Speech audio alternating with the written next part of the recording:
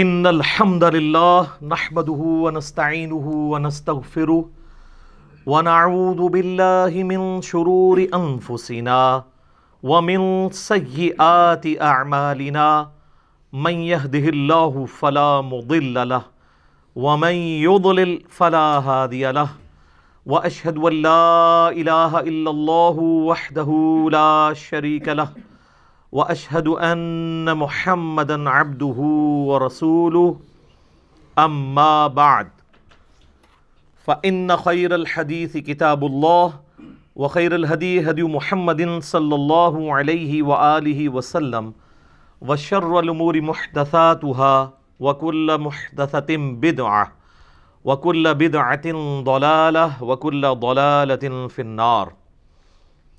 اعوذ باللہ السمیع العلیم من الشیطان الرجیم من ہمزہ ونفخہ ونفثہ بسم اللہ الرحمن الرحیم رب اشرح لی صدری ویسر لی امری واحلل عقدۃ من لسانی یفقہوا قولی. بسم اللہ الرحمن الرحیم ان اللہ وملائکتہ یصلون علی النبی یا ایہا الذین آمنوا صلوا علیہ وسلموا تسلیما. اللہم صل علی محمد وعلی آل محمد کما صلیت علی ابراہیم وعلی آل ابراہیم انک حمید مجید. اللہم بارک علی محمد وعلی آل محمد کما بارکت علی ابراہیم وعلی آل ابراہیم انک حمید مجید. اللہم ربنا آتنا فی الدنیا حسنہ وفی الآخرۃ حسنۃ وقنا عذاب النار. لا الہ الا انت سبحانک انی کنت من الظالمین. حسبنا اللہ ونعم الوکیل. یا حی یا قیوم برحمتک استغیث ولا حول ولا قوة الا باللہ العلی العظیم. ربنا آتنا من لدنک رحمتا وہیئ لنا من امرنا رشدا. آمین. الحمدللہ آج 23 فروری 2020 کو سنڈے کے دن قرآن کلاس نمبر 17 میں ہم سورۃ البقرہ کی آیت نمبر 90 سے انشاءاللہ تعالی سٹارٹ لیں گے انشاءاللہ تعالی. پچھلی دفعہ ہماری گفتگو کنکلوڈ ہوئی تھی سورہ البقرہ کی آیت نمبر 89 کے اوپر، جو بڑی اہم ترین آیت ہے جس کے مفہوم کو بعض لوگوں نے مس یوز بھی کیا. اس کے اوپر میں نے تفصیل سے پچھلی دفعہ گفتگو کی تھی کہ اللہ کے محبوب صلی اللہ علیہ وآلہ وسلم کے وسیلے کو دوسرے اینگل سے پیش کیا کہ یہودی جنگوں میں فتح پانے کے لیے نبی علیہ السلام کا وسیلہ یوز کرتے تھے اور اسی آیت کو وہ کوٹ کرتے ہیں. تو میں نے بتایا تھا کہ اس کا کانٹیکسٹ ہی ڈیفرنٹ تھا کہ نبی علیہ السلام کی بعثت سے پہلے یہودی جب مشرکین عرب سے جنگوں میں مار کھایا کرتے تھے تو یہ کہا کرتے تھے آج تو تم ہمیں مار رہے ہو، جب وہ آخری پیغمبر آئیں گے ہم ان کے ساتھ مل کر قتال کریں گے اور پوری دنیا پہ ہمارا غلبہ ہوگا. اور یہ دھونس وہ ان کو لگایا کرتے تھے. یہ یعنی جنگوں میں فتح پانے سے مراد یہ تھا کہ وہ اللہ سے دعا کرتے تھے اللہ جلدی جلدی اس پیغمبر کو ہمارے پاس بھیج. اور جب وہ پیغمبر آ گئے تو سب سے پہلے وہ منکر بن گئے یہودی. اور مشرکین عرب جن کی طرف ڈائریکٹلی نبی علیہ السلام کی دعوت ابھی اس طریقے سے نہیں پہنچی تھی بلکہ انہوں نے یہی باتیں سنی ہوئی تھیں، جب وہ حج کے موقع پر نبی علیہ السلام سے ملاقات کرتے ہیں اوس اور خزرج کے لوگ تو وہ ان میں سے چند لوگ اسلام قبول کر لیتے ہیں. اور پھر کچھ عرصے بعد جب وہ دوبارہ آتے ہیں تو مزید لوگوں کے ساتھ آتے ہیں، حتیٰ کہ نبی علیہ السلام کو وہ اس چیز کے اوپر آمادہ کرتے ہیں کہ آپ ہجرت کر کے مدینہ شریف آ جائیں.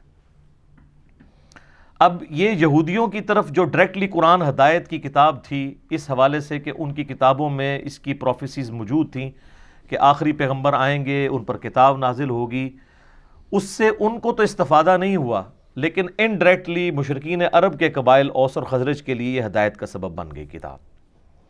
اب اللہ تعالیٰ نے یہودیوں کے اوپر ایک ورڈکٹ دی ہے، یہ ایک اور یونیورسل ٹروتھ آ رہا ہے. بئس ما اشتروا به انفسهم۔ اعوذ باللہ من الشیطان الرجیم، بسم اللہ الرحمن الرحیم۔ بئس ما اشتروا به انفسهم، کیا ہی بری چیز ہے جس کے بدلے انہوں نے سودا کر لیا اپنی جانوں کا۔ کیا سودا کیا؟ ان یکفروا بما انزل اللہ بغیا ان ینزل اللہ من فضلہ، کہ وہ جو کتاب اللہ جو نازل ہوئی تھی ان کی طرف، اس کتاب کو انہیں پس پش ڈال دیا حسد کی وجہ سے۔ اللہ کی طرف سے جو اس کے فضل کے ساتھ کتاب نازل ہوئی تھی اس کو انہوں نے چھوڑ دیا۔ ان ینزل اللہ من فضلہ علی من یشاء من عبادہ، اور یہ وہ کتاب ہے کہ اللہ تعالیٰ اپنے فضل سے جسے چاہتا ہے اپنے بندوں میں سے ہدایت کی طرف لے کر آتا ہے۔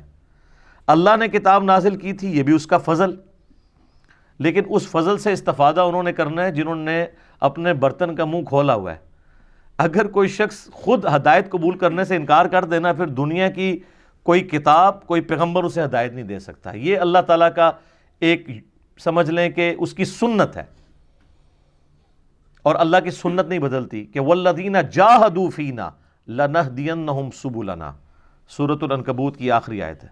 جو لوگ ہماری راہ میں کوشش کریں گے نا، ان کے لیے ہم اپنی راہیں کھولیں گے۔ جو کوشش نہیں کرے گا اس کے لیے قرآن میں کوئی ہدایت نہیں ہے، انبیاء کی تعلیمات میں کوئی ہدایت نہیں ہے۔ جتنی مرضی تیز بارش ہو، اگر ایک برتن ہی الٹا پڑا ہوا ہے تو کبھی بھر سکتا ہے؟ نہیں۔ تو اللہ تعالیٰ یہی فرما رہا ہے کہ کتنا برا انہوں نے سودا کیا کہ اس نبی کے دنیا میں آنے سے پہلے تو یہ جنگوں میں دعا کیا کرتے تھے، اے اللہ جلدی جلدی اس پیغمبر کو بھیج کہ ہم اس پیغمبر کے ساتھ مل کر قتال کریں اور اللہ کے دین کا بول بالا کریں۔ اور آج جب وہ پیغمبر آئے ہیں، یہ اس کے کافر ہو گئے ہیں، اس کے منکر ہو گئے ہیں۔ کتنا برا انہوں نے سودا کیا ہے اپنی جانوں کا، کفر کے بدلے میں کفر کما لی ہے، اپنی جانیں دوزخ میں اور آگ میں جھونک دی ہیں۔ اور کس وجہ سے؟ حسد کی وجہ سے۔ حسد کیا تھا؟ وہ یہ کہتے تھے کہ پیغمبر بنی اسرائیل میں ہوگا، یہودی النسل ہوگا تو ہم اسے مانیں گے، اسماعیلی پیغمبر کو ہم نہیں مانیں گے۔ حالانکہ یہ بات وہ بھی مانتے تھے کہ حضرت اسماعیل علیہ السلام بھی تو ابراہیم کے بیٹے ہیں، تو چاہے بنو اسرائیل ہوں یا بنو اسماعیل، دونوں ہے تو ابراہیم ہی ہے۔ لیکن وہ کہتے تھے نہیں، جو حضرت یعقوب کی اولاد سے ہیں، یعقوب کا ہی لقب تھا اسرائیل علیہ السلام، ان کے سوا اگر کوئی اور نسل میں پیغمبر آئے گا، وہ ابراہیمی بھی کیوں نہ ہو، ہم نے نہیں اس کو ایز اے پیغمبر ایکسیپٹ کرنا۔ تو اب اللہ تعالیٰ فرما رہا ہے کہ اس کے سبب کیا ہوا؟ فَبَاءُوا بِغَضَبٍ عَلَىٰ غَضَبٍ، تو اللہ تعالیٰ کے غضب پر غضب کے وہ حقدار ہو گئے۔ یہ ڈبل غضب کیوں؟ مسلسل غضب کیوں؟ ایک تو انہوں نے اپنی کتاب کو ماننے سے انکار کیا جس کے اندر آخری پیغمبر کی پروفیسیز موجود تھی، ایک تو اس بات پر غضب کی اپنی کتاب کو ہی نہیں مان رہے، اور دوسرا جب وہ پیغمبر آ گئے وہ بھی تو اللہ کی حجت بن کے ہے، اس پیغمبر کا بھی انکار کر دیا۔ تو اللہ کی طرف سے غضب پر غضب کے مستحق ہوئے یہودی۔ وَلِلْكَافِرِينَ عَذَابٌ مُّهِينٌ، اور کافروں کے لیے ذلیل اور رسوا کر دینے والا عذاب ہے۔ وَلِعَوْذُ بِاللَّهِ تَعَالَى اللہم اجرنا من النار، اللہم اجرنا من النار، اللہم اجرنا من النار، آمین۔ وَإِذَا قِيلَ لَهُمْ آمِنُوا بِمَا أَنزَلَ اللَّهُ، اور جب انہیں کہا جاتا ہے کہ ایمان لے کر آؤ جو اللہ نے نازل کیا ہے اس پیغمبر کے ساتھ، قَالُوا نُؤْمِنُ بِمَا أُنزِلَ عَلَيْنَا، وہ کہیں گے، یہودی اس وقت یہ کہتے تھے کہ ہم ایمان لاتے ہیں اس کے اوپر جو ہم پہ نازل ہوا ہے۔ انہوں نے تو حضرت عیسیٰ علیہ السلام کو ماننے سے انکار کر دیا تھا، وہاں تو یہ بہانہ بھی نہیں تھا کہ وہ بنو اسرائیل سے نہیں ہے، حضرت عیسیٰ علیہ السلام خود یہودی النسل تھے، بنی اسرائیل میں سے تھے، ان کا بھی انکار کر دیا۔ تو ہر پیغمبر کا انکار کرنے کے لیے بہانے ان کے پاس ڈیفرنٹ ہوتے تھے۔ تو اللہ تعالیٰ فرما رہا ہے کہ جب ان کو ایمان کی طرف دعوت دی جاتی ہے تو یہ کہتے ہیں ہم صرف اسی پر ایمان لائیں گے جو ہم پہ نازل ہوا ہے، یعنی تورات اور زبور۔ انجیل بھی ان کی طرف تھی، اس کا بھی انکار کیا، قرآن کا بھی انکار کیا۔ وَيَكْفُرُونَ بِمَا وَرَاءَهُ، اور ہر اس چیز کا کفر کر دیں گے جو ان کتابوں کے سوا کوئی اور کتاب ہوگی، ہم نے نہیں اس کو ماننا۔ وَهُوَ الْحَقُّ مُصَدِّقًا لِمَا مَعَهُمْ، حالانکہ قرآن وہ حق ہے جو اس حال میں نازل ہوئی ہے کہ وہ تصدیق کر رہی ہے ان کتابوں کی بھی جس کے اوپر یہ ایمان لاتے ہیں۔ تو یہ تو اپنی کتابوں کو ہی نہیں مان رہے۔ اگر یہ واقعی اپنے آپ کو یہودی سمجھتے ہیں تو کم از کم اپنی کتاب کو مان کے اس پیغمبر کو مان لیں۔ تو یہ پیغمبر اور یہ کتاب ان کی کتابوں کی تصدیق کرتی ہے، اس اعتبار سے کہ اس کتاب کی پیش گوئی پوری ہوئی، اور اس اعتبار سے بھی کہ یہ کتاب ان کتابوں کو غلط نہیں کہتی بلکہ ان کتابوں کو بھی انڈورس کرتی ہے، لیکن پھر بھی یہ انکار کر رہے ہیں۔ قُلْ فَلِمَ تَقْتُلُونَ أَنْبِيَاءَ اللَّهِ مِنْ قَبْلِ، اے نبی علیہ السلام ان سے فرمائیے کہ اگر تمہارا یہی بہانہ ہے نا کہ ہم صرف اپنے نبیوں کو مانیں گے بنی اسرائیل کے اور کسی پیغمبر کو نہیں مانیں گے، تو یہ ذرا بتاؤ کہ تم اپنے نبیوں کو پھر قتل کیوں کرتے تھے؟ یہ پھکی ہے، اینٹی وینم، اسی اور اصول اور مبادی پہ الزامی جواب کہ اگر تم یہ کہتے ہو کہ محمد صلی اللہ علیہ وآلہ وسلم بنو اسرائیل میں سے ہوتے تو ہم انہیں مان لیتے، تو یہ بتاؤ بنی اسرائیل کے پیغمبروں کو قتل بھی تو تم لوگ خود ہی کرتے تھے، حتیٰ کہ عیسیٰ علیہ السلام کے بھی قتل کا فتویٰ نکالا، وہ تو اللہ نے ان کو زندہ اٹھا لیا، ادروائز حضرت عیسیٰ علیہ السلام کو بھی انہوں نے سولی چڑھا دینا تھا۔ تو اگر تمہاری یہ لاجک مان لی جائے کہ ہم اپنے سوا کسی اور پیغمبر کو نہیں مانیں گے جو کسی اور نسل سے ہوگا، تو جو تمہاری اپنی نسل سے پیغمبر آئے ہیں، حضرت زکریا علیہ السلام، یحییٰ علیہ السلام، ان کے علاوہ کئی انبیاء کو تو تم نے خود قتل کیا، ایون عیسیٰ علیہ السلام کو بھی قتل کرنے کی سازش کی۔ یہ اللہ تعالیٰ فرما رہا ہے کہ اپنے نبی علیہ السلام کو کہ آپ یوں ان سے کہیں، قُلْ فَلِمَ تَقْتُلُونَ أَنْبِيَاءَ اللَّهِ مِنْ قَبْلِ إِن كُنْتُم مُؤْمِنِينَ، اگر تم واقعی سچا ایمان رکھتے ہو تو اپنے نبیوں کو کیوں قتل کرتے رہے ہو؟ ظاہر ہے اس بات کا کیا جواب ہوگا کسی کے پاس؟ اس کا جواب صرف یہ ہوگا کہ اس کی بات نہیں سننی، کیونکہ بات ہی اتنی وزنی ہے۔ وَقَالَ الَّذِينَ كَفَرُوا لَا تَسْمَعُوا لِهَذَا الْقُرْآنِ وَالْغَوْا فِيهِ لَعَلَّكُمْ تَغْلِبُونَ، کافر کہتے ہیں قرآن جب پڑھا جا رہا ہو نا اس کو مت سنا کرو اور شور مچا دیا کرو، یہی ایک طریقہ ہے کہ تم قرآن پر غالب آ سکو، کیونکہ ان کو پتہ ہے قرآن پہ غلبہ کیسے ہوگا، کیونکہ اتنی لاجیکل یہ بک ہے کہ اس کا ہم لاجیکل آنسر تو نہیں دے سکتے، لیکن کم از کم شور مچا کے یہ تو کر سکتے ہیں کہ نہ خود سنیں نہ کسی کو سننے دیں۔ جب لوگ سنیں گے ہی نہیں تو قبول کیسے کریں گے؟ آج بھی یہ یاد رکھیے گا، جو یہ کہتا ہے نا کسی کی بات نہیں سننی، تو سب سے بڑی دلیل اس کی باطل پہ ہونے کی یہی ہے۔ اگر تم اپنے عقائد میں کانفیڈنٹ ہو تو کہو کہ جی ہماری بات تو 24 کیرٹ سونا ہے جی، پیش کریں قرآن و سنت پہ، کوئی اور بھی بات کرتا ہے آپ سنیں اس کی بات اور چیک کریں، اور جو کہ کسی کی سننی نہیں ہے تو آپ سمجھ لیں کہ دال میں کالا نہیں ہے، پوری دال ہی کالی ہے، کیونکہ وہ تو پچ کھیڑنا چاہتا ہے نا، نہ کھیڑیں گے نہ کھیڑن دیں گے۔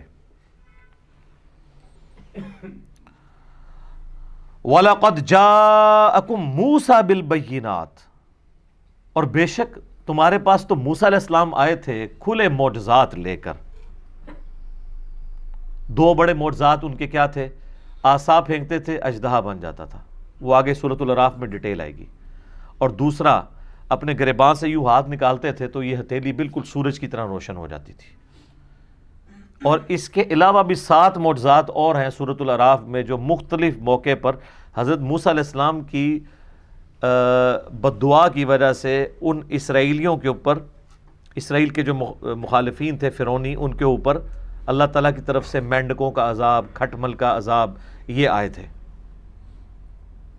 تو موسیٰ علیہ السلام تو اتنی کھلی نشانیاں لے کے آئے، لیکن ثم اتخذتم العجل من بعدہ وانتم ظالمون، لیکن تمہاری یہ حالت ہے کہ تم موسیٰ علیہ السلام پہ ایمان بھی لائے، ان کو پیغمبر بھی مانا، لیکن چند دنوں کے لیے وہ کوہ طور پہ گئے تو تم نے ان کے پیچھے سے بچڑے کو پکڑ لیا، اس کو خدا ڈکلیئر کر دیا، جبکہ تم ظلم کر رہے تھے۔ اچھا آپ اندازہ کریں کہ وقت کا پیغمبر دنیا میں موجود ہے، ابھی فوت نہیں ہوا، صرف 40 دن کے لیے کوہ طور پہ گیا ہے، تو 70,000 اس نبی کے صحابہ مرتد ہو گئے. صحابہ ہی تھے نا، نبی پہ ایمان لائے سب کچھ. اور ہماری جو یہ امت ہے اس پہ اللہ کا خاص فضل ہے، یہ امت توحید ہے. آج پیغمبر کو دنیا سے گئے آلموسٹ 1400 سال گزر چکے ہیں، اس کے باوجود مائنیوٹ خرابیاں ضرور آئیں عقیدوں میں شرک کے اعتبار سے، لیکن شرک جلی نہیں آیا. آج بھی جو اللہ تعالیٰ کی صفات میں بھی شرک کر رہے ہیں نا، ان کو بھی آپ مشرک ہیں تو وہ برا مانتے ہیں. وہ کہتے ہیں ہم نماز میں پڑھتے ہیں محمد عبدہ و رسولہ، اور اب ہمیں مشرک کہہ رہے ہیں. ہم نبی علیہ السلام کو اللہ کا نہ تو بیٹا مانتے ہیں، ہم تو اللہ کا بندہ ہی مانتے ہیں. مسئلہ استانت میں جو ایشو آتا ہے وہ الگ اپنی جگہ، لیکن وہاں پہ بھی وہ کہیں گے ہم معبود نہیں مانتے، نبی علیہ السلام کو اللہ کا بندہ ہی مانتے ہیں. تو ایز فار ایز توحید فی ذات از کنسرنڈ، اللہ کی ذات میں جہاں تک توحید کا جو ایشو ہے یا شرک فی ذات کے حوالے سے، اس امت کو اللہ تعالیٰ نے محفوظ رکھا ہے. خاص کرم ہے اس امت کے اوپر. یہ قیامت تک کے لیے اس حوالے سے ایک یونیک امت ہے. باقی جو عقائد کی خرابیاں ہیں کم از کم وہ بھی دور کی جا سکتی ہیں، کیونکہ کتاب سلامت ہے. اگلے انبیاء کی تو کتابیں بھی چینج ہو گئی. تو اللہ تعالیٰ فرماتا ہے کہ تم لوگوں نے تو بچڑے کو الہ کے طور پہ مان لیا تھا، جبکہ تمہیں یہ بات پتہ تھی. یہ ظلم جب کر رہے تھے نا، تمہیں علم تھا یہ ظلم کر رہے ہو. وَإِذْ أَخَذْنَا مِيثَاقَكُمْ، اور یاد کرو جب ہم نے تم سے یہ عہد لیا تھا. تم سے مراد تمہارے آباء و اجداد سے 6 لاکھ ساتھی تھے حضرت موسیٰ علیہ السلام کے، 12 قبائل میں 50 ہزار کے. ہم نے تم سے ایک عہد لیا تھا. وَرَفَعْنَا فَوْقَكُمُ الطُّورَ، اور تم پر طور پہاڑ کو بلند کیا تھا. یہ وہ جو پہلے جتنے واقعات آئے ہیں نا وہ دوبارہ سے ریپیٹ ہو رہے ہیں اس میں، کہ وہ طور پہاڑ، اتنا بڑا پہاڑ اللہ نے بادل کی طرح سسپینڈ کر دیا ان کے سروں کے اوپر، اور کہا کہ پکڑو اس کتاب کو، تورات کے اوپر چلو. اب اتنی بڑی جب دھمکی ان کو لگائی گئی تو اس وقت تو بڑی مضبوطی کے ساتھ انہوں نے اس دھمکی کو ایکسیپٹ کرتے ہوئے کتاب اللہ کو مان لیا، لیکن بعد میں اس کا پاس نہیں رکھ سکے.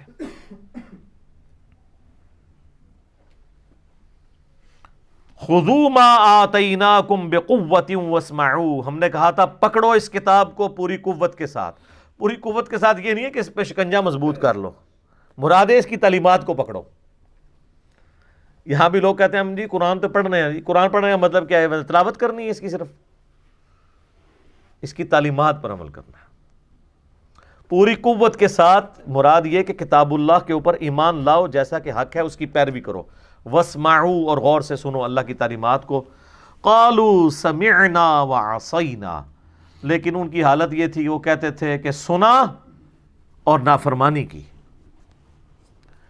یہ بڑے جگت باز تھے، جان بوجھ کے انبیاء کی تعلیمات کو بدل دیتے تھے.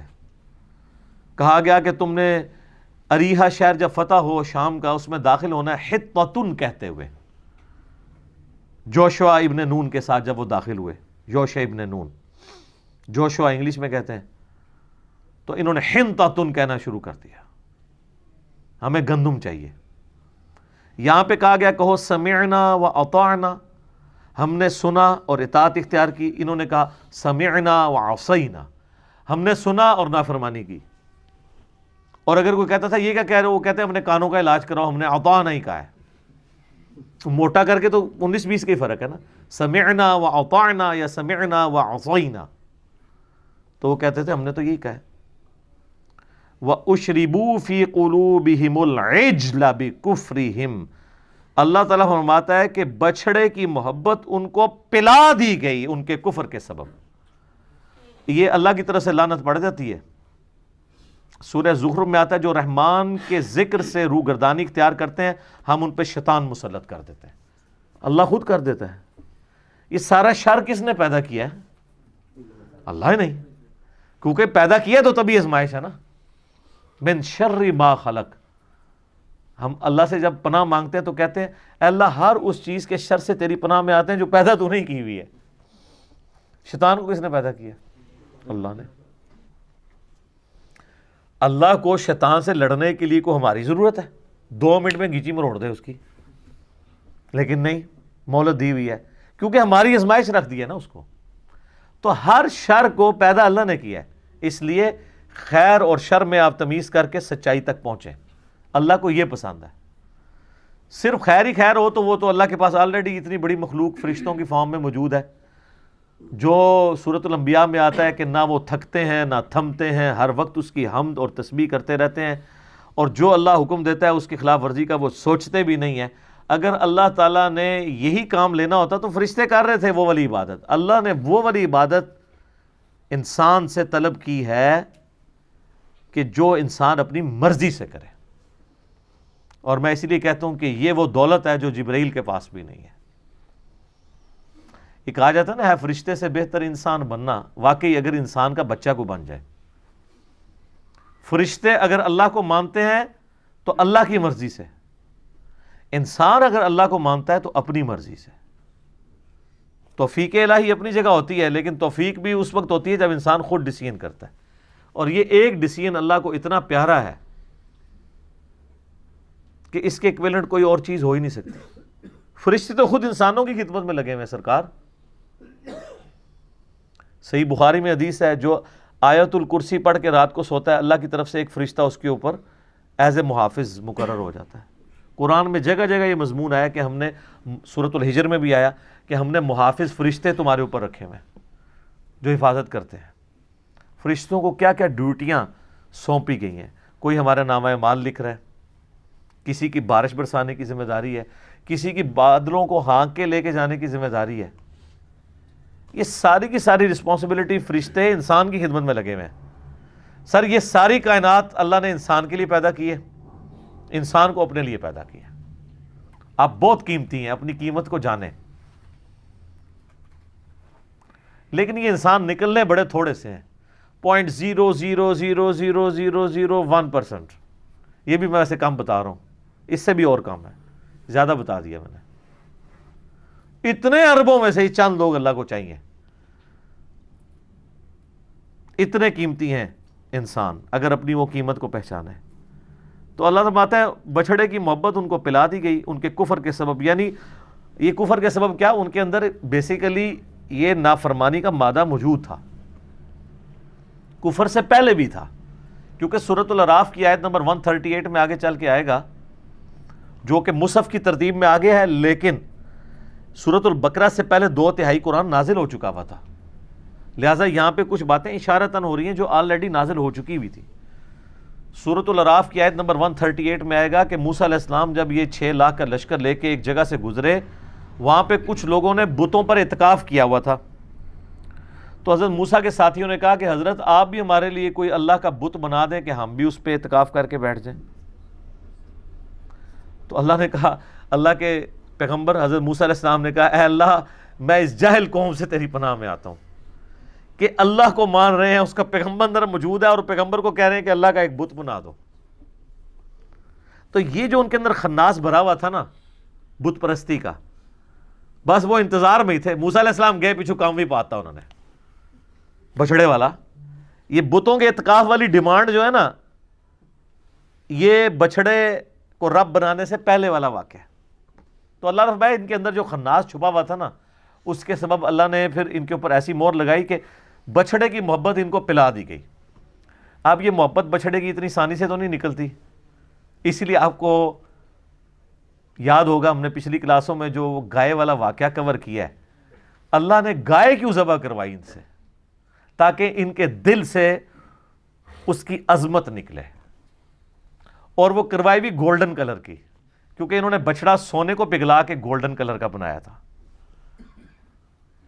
اس لیے تو وہ بہانے کرتے تھے جی ہمیں سمجھ نہیں آ رہا گائے کس قسم کی ہو، کبھی کوئی کہانی کبھی کوئی کہانی. الٹیمیٹلی اللہ نے فرمایا وہ آخری دفعہ جو کہ انشاءاللہ انہوں نے زبان سے نکالا تھا، اللہ نے کہا یہ کامیاب ہو گئے، لیکن لگتے نہیں تھے کہ یہ قربانی کریں گے. وہ کیوں نہیں کر رہے تھے؟ کہ اندر سے وہ والی جو عزت اور تکریم تھی وہ جا نہیں رہی تھی، اندر کا خناس مر نہیں رہا تھا. اس کا مطلب ہے کہ اندر کا خناس مارنا یہ اصل میں ہدایت کا دروازہ کھولتا ہے. تو سر ہم بھی یہی کر رہے ہیں. انڈیا پاکستان بنگلہ دیش میں جو اندر کا خناس ہے وہ یہ نہیں ہے کہ یہ لوگ قرآن اور حدیث کو نہیں مانتے. اندر کا خناس یہ ہے کہ قرآن اور حدیث کی نہیں مانتے. کو تو بڑا آسان ہے, قرآن کو مان رہے ہیں, ماشاءاللہ خوشبوؤں میں لپیٹ رہے ہیں, چوم رہے ہیں, چاٹ رہے ہیں, مرنے کے اوپر 10 20 قرآن پڑھواتے ہیں, کی نہیں مان رہے. اچھا وہ کی کیوں نہیں مان رہے؟ یہ بیماری تو سارے کہتے تھے, اس بیماری کی اصل وجہ کیا تھی؟ وہ علاج ہی نہیں کیا. جیسا کہ ہمارے عموماً ایلوپیتھک علاج کے اندر نا بیماری کی سمٹمز کا علاج کیا جاتا ہے, اس کی اصل وجہ کا علاج نہیں کیا جاتا. بخار چڑھا ہوا ہے, پیناڈول دے دو بخار نیچے آ جائے. کیوں چڑھا ہے؟ ہو سکتا ہے کرونا وائرس ہی ہوا ہو, اس میں بھی بخار چڑھتا ہے. جبکہ ہومیوپیتھک ڈاکٹرز کا یہ دعویٰ ہے کہ ہم اس روٹ کاز کو ایڈریس کرتے ہیں, اس کی وجہ سے وہ اپنے علاج کو اس سے بہتر سمجھتے ہیں. ہم بھی یہ بتاتے ہیں کہ اصل روٹ کاز یہ تھی قرآن و حدیث کو نہ ماننے کی کہ بابوں کی محبت انہیں پلا دی گئی تھی, جس طرح بچڑے کی محبت پلا دی گئی تھی ان کو. تو جب تک بابے ذبح نہیں ہوتے اس وقت تک کبھی بھی بات سمجھ نہیں آنی. اور اس کے لیے ہم نے ایک سمپل سا نعرہ دیا ہے, کیا کہ مرنے سے پہلے اے مسلمان کر لے اس پہ غور, کتابوں کا خدا اور ہے بابوں کا خدا اور. اور یہ دعویٰ ہم نے صرف زبانی کلامی نہیں کیا, بلکہ پھر ہم نے اس کی مثالیں پبلک کے سامنے رکھی ہیں کہ آپ کے بابوں نے آپ کو کوئی ایک بات بھی صحیح نہیں بتائی ملاوٹ کے بغیر. اگر آپ کہیں کہ انہوں نے بتایا اللہ ایک ہے, تو سر ہندو کیا کہتے ہیں؟ اللہ دو ہیں. وہ بھی کہتے ہیں اوپر ایک ہی بھگوان ہے, نیچے کہتے ہیں یہ اسی کے ہیں, یہ بھی نیچے کہتے ہیں نیچے اللہ نے ڈیوٹیاں لائی ہیں. کہانی تو وہی ہے, اس کی شکل ڈیفرنٹ ہے. اوپر تو سارے ایک ہی مان رہے ہیں. تو یہ نیچے جو کہانیاں تھیں نا, یہ جو اندر کا خناس اس وقت مرتا ہے جب آپ ان بابوں سے اعلان برات کریں. اور بابوں سے اعلان برات کروانے کے لیے آپ کو جناب وہ کیمو تھراپی چاہیے, چھوٹے موٹے علاج سے نہیں ہوتا. اور وہ ایک بار لگ جائے نا, ویسے تو کینسر کے علاج میں تو چانسز ہوتے ہیں کہ دوبارہ کینسر ہو جائے, لیکن اللہ کے فضل سے یہاں سے جو کیمو تھراپی ہوتی ہے نا اس پلیٹ فارم سے, اس کے بعد وہ مریض جو ہے وہ اس قابل ہو جاتا ہے کہ آگے مریضوں کو ٹھیک کرنا شروع کرتا ہے کہ ادھر آؤ بھائی تو اصل مسئلہ دسنے کی ہے اے وے کہانی. یہ اصل میں وہ چیز ہے جس کو آئیڈینٹیفائی کر لیے, لیکن یہ بہت بڑی دلیری کا کام تھا. لوگ کہتے ہیں پہلے کیوں نہیں کسی نے کیا؟ سر اس لیے نہیں کیا کہ حکمرانوں کی پش پناہی ہوتی تھی گمراہ کن عقائد کے اوپر. جب اورنگزیب عالمگیر دربار پہ بیٹھا رہے گا تو نیچے عوام کیا کرے گی؟ اور وہ حکمران آج والا حکمران نہیں ہے کہ آپ حکمران کو گالیاں بھی نکالیں, سوشل میڈیا کے اوپر اس کو یہودی ایجنٹ بھی لکھتے رہیں اور مودی کا یار بھی لکھتے رہیں, جو مرضی لکھتے رہیں, کوئی فرق نہیں پڑتا. اس زمانے میں یہ نہیں ہوتا تھا, وہ سگے بھائی کو بھی قتل کروا دیتے تھے جو اظہار رائے کرتا تھا, فریڈم آف ایکسپریشن کوئی نہیں تھی. تو ایسے موقع میں آپ سمجھ سکتے ہیں کہ کوئی بندہ توحید کی آواز لے کے اٹھے تو وہ سودا بکنا شروع ہو جائے, کاٹ کے پرے پھینک دیتے تھے. صرف ان کا دین پروموٹ ہوتا تھا جو حکمرانوں کا دین ہوتا تھا. اس لیے آپ دیکھیں سلطنت عباسیہ میں جب مامون الرشید معتزلہ ہو گیا, پوری سلطنت اس کے پیچھے جو ہے وہ ظاہر ہے اس نے تلوار کی زور کے اوپر نافذ کر دیا. تو اکیلا احمد بن حنبل ہی کھڑا ہوا تھا نا, باقی تو سارے مولوی دم دبا کے ادھر ادھر ہو گئے تھے, بڑے بڑے امام, بڑے بڑے رحمہ اللہ, کیونکہ مارے کھانی پڑنی تھی. تو بہرحال کوئی رزلٹ نکل آیا. لیکن بعد میں یہ ہوا کہ یعنی اس لیول کی ایفرٹ نہیں ہوئی, اگر ہوئی بھی ہے تو وہ اکھاڑ دی گئی ہے. آج بھی اگر آپ دنیا سے یوٹیوب ختم کر دیں تو ہماری یہ دعوت اسی پلیٹ فارم پہ اسی جیلم شہر کے اندر دفن ہو جانی تھی نا. اگر آپ ایک لمحے کے لیے سوچیں کہ انٹرنیٹ نہ ہو تو لوگوں نے کہا تھا سارے لوگ یہی کرتے ہیں.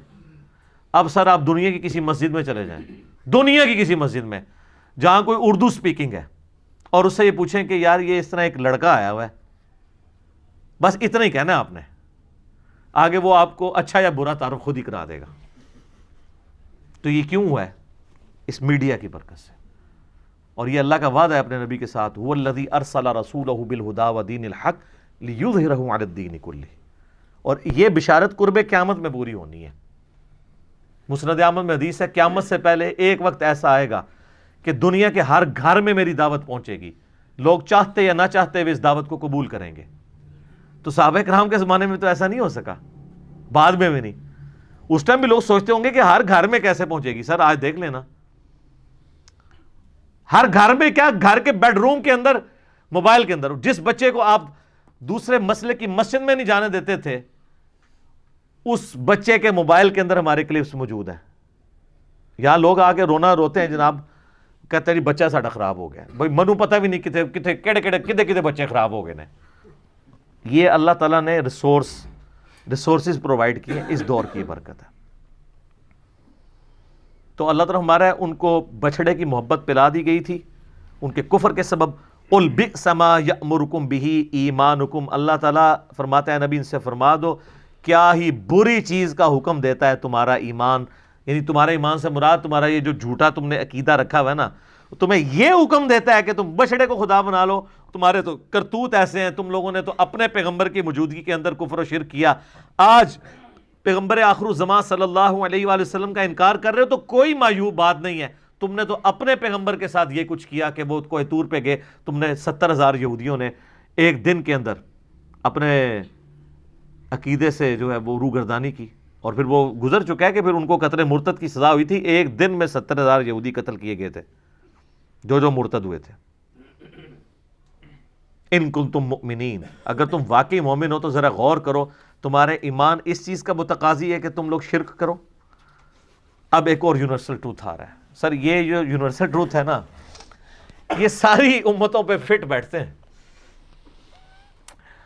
یہودی کہتے تھے ہم اللہ کے چہیتے ہیں، اللہ کے بڑے لاڈلے ہیں، بلکہ وہ تو سمجھتے تھے کہ ہم اللہ کی فیملی سے ہی ہیں، کیونکہ ہم پیغمبروں کی فیملی سے ہیں، ہماری نسل ابراہیمی ہے، اور ہم chosen people of the lord ہیں، اللہ کے چنے ہوئے لوگ ہیں۔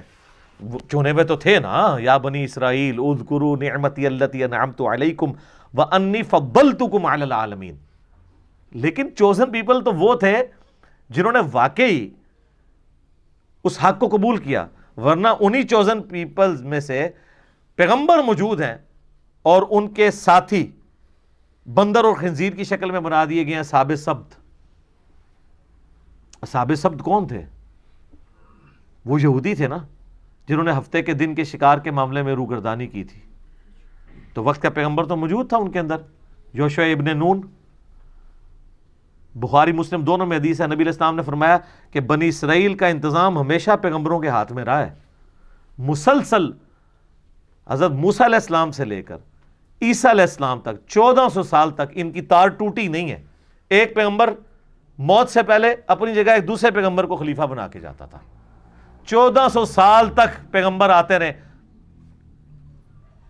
3 کتابیں نازل ہوں، اور حشر یہ ہو رہا ہے۔ اللہ تعالیٰ اب ان سے کہہ رہا ہے قُلْ إِن كَانَتْ لَكُمُ الدَّارُ الْآخِرَةُ عِنْدَ اللَّهِ خَالِصَةً مِّن دُونِ النَّاسِ، اے نبی ان سے فرماؤ کہ اگر یہ تم سمجھتے ہو کہ آخرت میں جو جنت ہے، آخرت کی زندگی کے حقدار صرف تم ہی ہو، جنت، وہ کہتے ہیں جنت حسین دی، کہتے ہیں نا، اور خود حسینیوں والا ایک کام بھی نہیں، سوٹیں لگا رہے ہیں اور کہہ رہے ہیں جنت حسین کی۔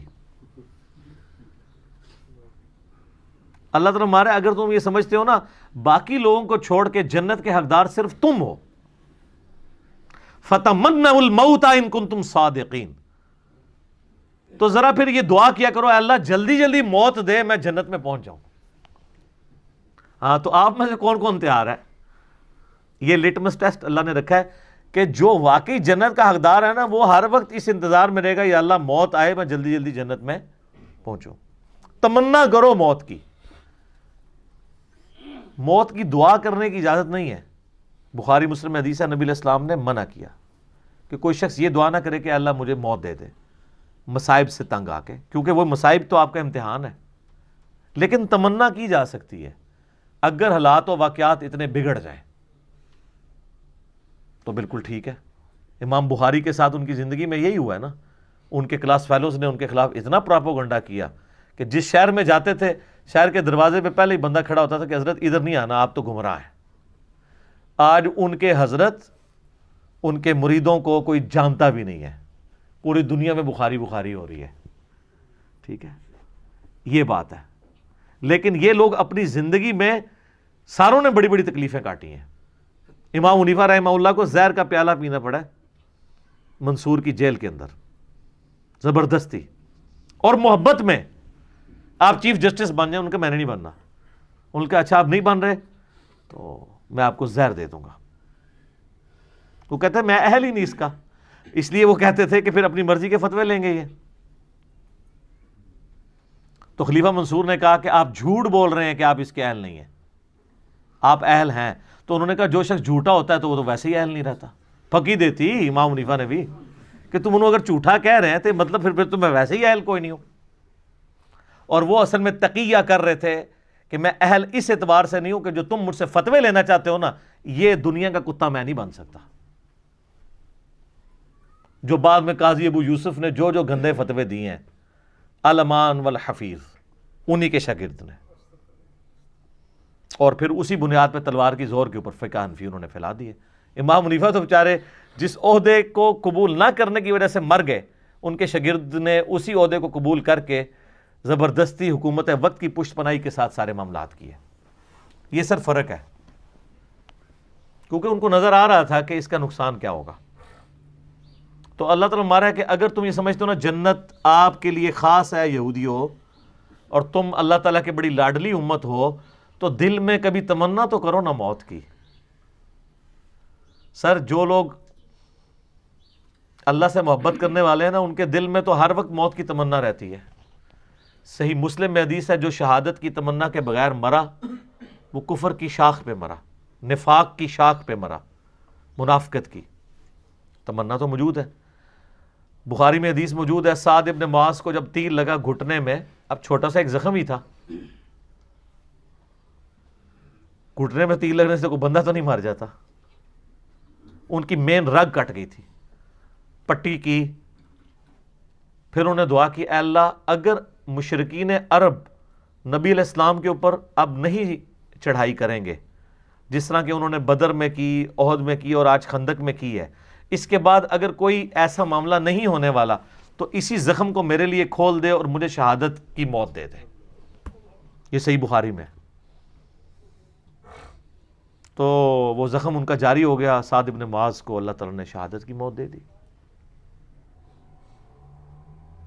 اوس کے سردار تھے، ان کی وجہ سے پورا قبیلہ مسلمان ہوا، انہوں نے بھوک ہڑتال کر دی تھی، اسلام لے کے آئے اور ہے بڑے جنگجو ٹائپ کے تھے، اپنے قبیلے میں چلے گئے کہ میں اس وقت تک نہ کھاؤں گا نہ پیوں گا جب تک سب لوگ مسلمان نہیں ہوتے۔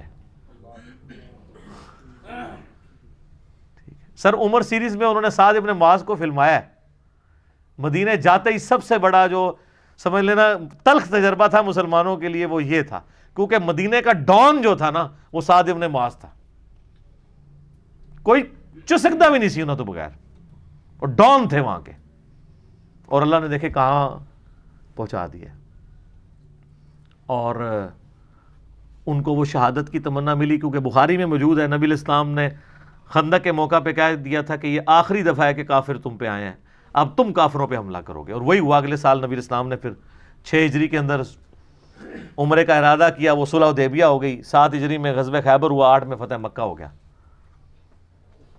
تو مومن تمنا کرتا ہے موت کی اس اعتبار سے کہ اے اللہ اگر دنیا میں میرے لیے کوئی خیر باقی نہیں ہے، میرے لیے زندگی میں امتحان ایسے آنے والے ہیں جن کو میں برداشت نہ کر کے کفر کی زندگی میں نہ چلا جاؤں، اگر اس اعتبار سے کوئی موت کی تمنا رکھتا ہے تو وہ صحابہ کی سنت ہے۔ شہادت کے اعتبار سے جو تمنا رکھتا ہے، کیونکہ اگر آپ تمنا ہی نہیں ہوگی شہادت کی تو آپ جنگ خاک لڑیں گے جا کے۔ خالد ابن ولید جو ہے وہ کس طریقے سے ان کے اعصاب کے اوپر سوار تھے رومنز کے اور پرشینز کے. وہ سیدھا پہلے تو خط بھجواتے تھے کہ میں وہ قوم لے کے آ رہا ہوں کہ تمہیں شراب اتنی محبوب نہیں ہے, عورتیں اتنی محبوب نہیں ہیں جتنا وہ موت سے محبت رکھتے ہیں. تو سر ایسے جو لوگ ہیں جو آپ کے ذہن میں شاید کھر دماغ ہوں, ان کے آگے کون سی سپر پاور ٹھہر سکتی ہے؟ لمیٹڈ ریسورسز کے ساتھ یرموک اور قادسیہ کے اندر انہوں نے ناکو چنے چبوا دیے ان کو. تو اللہ تعالیٰ ہمارا یہودی ہو, اگر تمہیں یہ یقین ہے نا کہ تم جنت تمہارے لیے گارنٹیڈ ہے, تو ایک دفعہ موت کی تمنا تو کرو اگر تم سچے ہو. اور اللہ تعالیٰ خود ہی جواب دے رہا ہے وَلَن يَتَمَنَّوْهُ أَبَدًا بِمَا قَدَّمَتْ أَيْدِيهِمْ, یہ کبھی بھی موت کی تمنا نہیں کریں گے بسبب ان اعمال کے جو انہوں نے آگے بھیجے ہوئے ہیں. ان کو پتہ ہے کہ کرتوت ہم نے کیا کیے ہوئے ہیں. یہاں بھی میں آپ کو بتا دوں, یہ جو لوگ بڑی بڑھ چڑھ کے تقریریں کر رہے ہوتے ہیں نا, اگر آپ سیریسلی ان سے سوال کریں نا تو ان کا پول کھل جاتا ہے. بڑا بڑا دعویٰ کرتے ہیں او جی موت کا ایک وقت مقرر ہے جو آنا ہے, تو یہ 10 باڈی گارڈ کو رکھے ہوئے ساتھ. حالت یہ ہوتی ہے کہ بس وہ ٹائلٹ بغیر باڈی گارڈ کے جا رہے ہوتے ہیں, باقی ساری ایکٹیویٹیز اس طریقے سے کر رہے ہوتے ہیں. اور مریدین کہہ رہے ہوتے ہیں الا ان اولیاء اللہ لا خوف علیہم ولا هم یحزنون, ان کے مریدین ہوتے ہیں وہ. یہ سر فرق ہے. پھر یہ دعوے کرنا آسان ہے, یا دعویٰ نہ کریں. باڈی گارڈ رکھنا کوئی بری چیز نہیں ہے, نبی علیہ السلام نے بھی رکھے ہیں. ہاں, جب وہ آیت نازل ہوئی سورۃ المائدہ کی, سورہ الحجر کی, واللہ یعصمک من الناس, اے نبی اللہ تعالیٰ آپ کی حفاظت کرے گا لوگوں کے اگینسٹ, تو پھر نبی علیہ السلام نے باڈی گارڈ رکھنے چھوڑ دیے تھے. یہ جائز ہے. لیکن جو انہوں نے تماشا لگایا ہوتا ہے نا, اس حد تک وہم تک, یہ ایک ایکسٹریم رویہ ہے. یہ یاد رکھیے گا, اسباب اور مسبب الاسباب کو بیلنس کرنا ضروری ہے. ایک خاص حد تک ہی آپ اسباب کو مینج کر سکتے ہیں, نظر مسبب الاسباب کے اوپر ہونی چاہیے. یہ نہ ہو اسباب پہ اتنا تکیہ ہو جائے کہ اللہ سے ہی نظر ہٹ جائے, پھر انسان کے پلے کوئی شے نہیں رہتی. اللہ فرماتا ہے کبھی بھی یہ موت کی تمنا نہیں کریں گے. جو انہوں نے کرتوت آگے بھیجے ان کو پتہ ہے کہ ہماری پھینٹی لگنی آگے. واللہ علیم بالظالمین, اللہ تعالیٰ خوب جانتا ہے ایسے ظالموں کو. وَلَتَجِدَنَّهُمْ أَحْرَصَ النَّاسِ عَلَى حَيَاةٍ, اور تم ضرور پاؤ گے ان یہودیوں کو حریص دنیا کی زندگی کا. وَمِنَ الَّذِينَ أَشْرَكُوا, حتیٰ کہ مشرکین سے بھی بڑھ کے یہ دنیا کی زندگی سے محبت کرتے ہیں. سر مشرکین نے تو گردنیں کٹائی ہیں بدر میں آ کے, یہودیوں کی تو ضرورت ہی نہیں ہوتی تھی. انہوں نے تو کلمہ پڑھ لیا ہوا تھا. کلمہ کیوں پڑھ لیا تھا؟ مارے جائیں گے. اوپر سے کلمہ پڑھا ہوا, اندر سے یہودی. یہ دلیر ہوتے تو یا کافر ہوتے یا مسلمان ہوتے تو اللہ ہمارا ان سے تو زیادہ دلیر مشرک ہیں. کم از کم اپنے باطل عقیدے پہ قائم تو رہے نا. اسی لیے آپ دیکھیں مکے میں کوئی منافق نہیں تھا, یا کافر تھے یا مسلمان تھے, کیونکہ وہ بت پرست تھے تو کٹر بت پرست تھے, مواحد ہوئے تو کٹر مواحد ہوئے. یہ چونکہ دنیا دار لوگ تھے, یہ دونوں پارٹیوں کو خوش رکھتے تھے. جس طرح آج کل جو دنیاوی علماء ہیں سب کو خوش رکھتے ہیں, ان سے سارے خوش ہوتے ہیں, سب کے مطلب کی کوئی نہ کوئی بات کر دیتے ہیں, میٹھی میٹھی باتیں. یود احدہم لو یعمر الف سنہ, ان میں سے ہر ایک کی خواہش ہے کہ وہ زندہ رکھا جائے اسے 1000 سال کے لیے. 1000 سال کی زندگی کی وہ تمنا رکھتا ہے. حالانکہ 1000 سال کس نے زندہ رہنا ہے؟ بہت لاٹری کسی کی نکلا ہے تو وہ بھی سینچری کرتا ہے. اور آج کل تو یہ پرانے ہی ہیں جو 70s تک پہنچے ہوئے ہیں, نئے تو 50 کے اندر فارغ ہو رہے ہیں.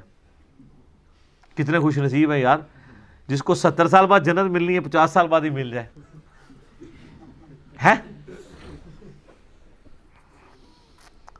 وما ہوا بمزحزح, اور نہیں بچا سکتا ان کو عذاب, من العذاب, عذاب میں سے اتنی مدت زندہ رہنا.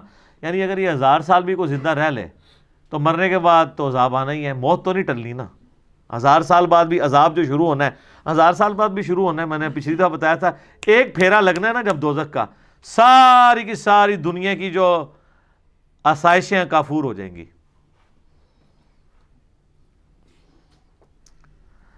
وما ہوا بمزحزحیہ من العذاب ان یعمر, نہیں بچا سکتا ان کو 1000 سال تک زندہ رہنے والی عمر بھی عذاب سے. واللہ بصیر بما یعملون, اور اللہ تعالیٰ دیکھ رہا ہے جو وہ اعمال کر رہے ہیں. اللہ تعالیٰ غافل نہیں ہے. یہ دھمکی ہے کہ کوئی چیز بھی اللہ سے چھپی نہیں ہوئی ہے, یہ جتنے تمہارے کرتوت ہیں نا وہ دیکھ رہا ہے اللہ تعالیٰ. قل من کان عدوا لجبریل, اے نبی فرما دیجئے کہ جو کوئی بھی جبرائیل کے ساتھ دشمنی کرے, فإنہ نزلہ علی قلبک بإذن اللہ, تو بے شک اس نے آپ کے دل کے اوپر جو قرآن نازل کیا ہے تو اللہ کی اجازت سے کیا ہے. اللہ نے جبرائیل کو بھیجا ہے. یہودی کہتے تھے جبرائیل ہمارا دشمن ہے, یہ وہی اسے بنی اسرائیل کی طرف لانی چاہیے تھی, اس نے غلطی سے بنو اسماعیل کی طرف لے گیا. جس طرح شیعہ میں بھی ایک غرابیہ فرقہ ہوتا تھا آج سے آلموسٹ 1000 سال پہلے, جس میں یہ عقیدہ تھا کہ یہ وہی نعوذ باللہ ثم نعوذ باللہ مولا علی کی طرف آنی تھی, غلطی سے محمد رسول اللہ کی طرف چلی گئی. خیر شیعہ نے اسی وقت اس کو اوورکم کیا اور کافر ڈکلیئر کر دیا. آج تاریخ میں اس کا کوئی نام و نشان نہیں ہے سوائے یہ کہ ہم کبھی کتابوں میں پڑھ لیں. اسے فرقہ کہتے ہیں غرابیہ. غراب عربی میں کسے کہتے ہیں؟ کوے کو. وہ کہتے ہیں جیسے کوے ہم شکل ہوتے ہیں نا, تو 2 کووں کو دیکھ کے اندازہ نہیں ہوتا, تو جبرائیل کو یہ اندازہ نہیں ہوا کہ میں نے مولا علی کی طرف جانا ہے یا رسول اللہ کی طرف, نعوذ باللہ. تو شیعہ نے ایسے فرقے کو خود کافر کہہ کے اپنے اندر سے خارج کر دیا. ظاہر ہے کہ غلوف تو رہا ہے نا ساری امتوں میں. پھر مولا علی کے بارے میں تو نبی علیہ السلام نے یعنی واضح طور پہ فرمایا تھا, حدیث موقوف تو موجود ہے نا. مولا علی نے کہا کہ میری وجہ سے 2 فرقے دوزخ میں جائیں گے اور میری وجہ سے 2 فرقے گمراہ ہوں گے, ایک میری محبت میں غلوف کر کے اور ایک میری دشمنی میں, یعنی ناصبی اور رافضی. تو ایکسٹریم رویے تو رہے ہیں. تو اس امت میں بھی یعنی آپ سمجھ لیں کہ عیسیٰ ابن مریم کی مثال ہے مولا علی, کہ یہودیوں نے ان کا انکار کیا اور گمراہ ہوئے, اور عیسائیوں نے ان کی شان میں غلوف کیا اور گمراہ ہوئے. یہاں پہ بھی مولا علی کی شان میں غلوف کیا, روافض نے گمراہ ہوئے, اور ناصبیوں نے ان سے بغض رکھ کے گمراہ ہوئے. تو اللہ تعالیٰ فرما رہا ہے کہ جو جبرائیل سے دشمنی کرتا ہے اس کو یہ پتہ نہیں وہ دشمنی کس سے کر رہا ہے, وہ تو اللہ سے کر رہا ہے. جبرائیل کو اپنی مرضی سے آیا تھا. سورہ التحریم میں آتا ہے کہ فرشتے تو وہی کرتے ہیں جو اللہ ان کو حکم دیتا ہے, اور فرشتوں کا سردار جبرائیل وہ اللہ کی مرضی کے بغیر آ جائے گا. مصدقا لما بین یدیہ, جبکہ یہ کتاب اس حال میں نازل ہوئی ہے کہ وہ تصدیق کر رہی ہے جو تمہارے ہاتھوں میں آلریڈی کتاب موجود ہے. یہ کوئی نئی دعوت نہیں لے کے آئی, اسی کو رینیو کرنے کے لیے آئی ہے. وَہُدًى وَبُشْرَىٰ لِلْمُؤْمِنِينَ, اور یہ ہدایت ہے اور بشارت ہے ان لوگوں کے لیے جو بات مان لیں, جو ایمان لانے والے ہیں. جو بات نہیں مانیں گے ان کے لیے تو قرآن میں کوئی ہدایت نہیں ہے. مَنْ كَانَ عَدُوًّا لِلَّهِ, یہ بھی ایک اور یونیورسل ٹروتھ آ رہا ہے. جو کوئی اللہ سے دشمنی کرے, وَمَلَائِكَتِهِ, یا اس کے فرشتوں کے ساتھ, وَرُسُلِهِ, یا اس کے رسولوں کے ساتھ, وَجِبْرِيلَ, یا جبرائیل کے ساتھ, وَمِيكَالَ, یا میکائیل علیہ السلام کے ساتھ, فَإِنَّ اللَّهَ عَدُوٌّ لِلْكَافِرِينَ, تو بے شک اللہ تعالیٰ ایسے کافروں کا دشمن ہے جو اللہ کے ولیوں سے دشمنی کرے. اس کے کانٹیکسٹ میں وہ بخاری کی ایک حدیث بھی ہے کہ اللہ تعالیٰ فرماتا ہے جو میرے ولی سے دشمنی کرے میرا اس کے خلاف اعلان جنگ ہے, اور میرا بندہ میرا قرب حاصل نہیں کر سکتا مگر فرائض میں پابندی سے, اور نوافل میں کثرت سے میرا اتنا قرب حاصل کر لیتا ہے کہ میں اس کے ہاتھ بن جاتا ہوں جس سے وہ پکڑتا ہے, میں اس کے پاؤں بن جاتا ہوں جس سے وہ چلتا ہے, میں اس کے کان بن جاتا ہوں جس سے وہ سنتا ہے, میں اس کی زبان بن جاتا ہوں جس سے وہ بولتا ہے, میں اس کی آنکھیں بن جاتا ہوں جس سے وہ دیکھتا ہے. بس انڈیا پاکستان بنگلہ دیش میں یہاں کے نا حدیث کو چھوڑ دیتے ہیں کیونکہ انہوں نے اپنے بابے نکالنے ہوتے ہیں اس حدیث میں سے. اچھا, اور یہ حدیثیں ان بابوں پہ فٹ کر رہے ہوتے ہیں جنہوں نے اپنے ناموں کے کلمے پڑھائے ہیں, جنہوں نے انڈیا پاکستان میں شرک پھیلایا ہے.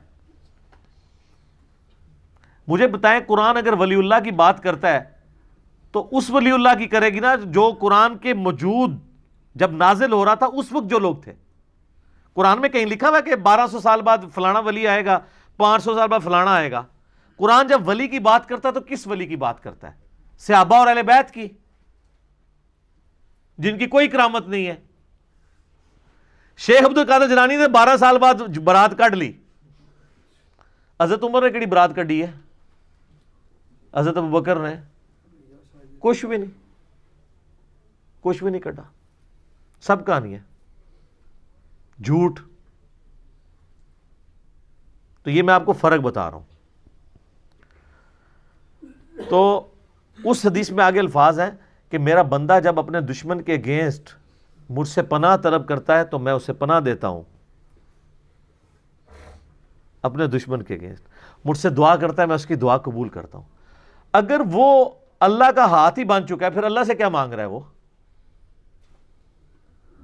اللہ سے مانگنے کی ضرورت نہیں. ایک بندہ اللہ کا ہاتھ اس کا ہاتھ بن چکا ہے تو جدھر مرضی ہاتھ لے جائے, وہ جس کی مرضی گیچی پر روڑ دے. اللہ سے کیا مانگ رہا ہے وہ پھر؟ کہ اللہ مجھے اپنے دشمن کے اگینسٹ تو بچا لے. تو اللہ کو تو چاہیے وہ کہے کہ یار تنو ہاتھ بناتا ہے نا, کر جو مرضی. یہ مطلب ہی غلط ہے اس کا. ہاتھ بن جاتا ہوں, پاؤں بن جاتا ہوں, آنکھیں بن جاتا ہوں, مراد یہ ہے کہ اس کے ہاتھ, پاؤں, آنکھیں, کان یہ اللہ کی اطاعت میں ہی اٹھتے ہیں, اللہ کے نافرمان نہیں ہوتے. یہ مطلب ہے. اچھا وہ اس میں بھی اگلی کہانی کراتے ہیں.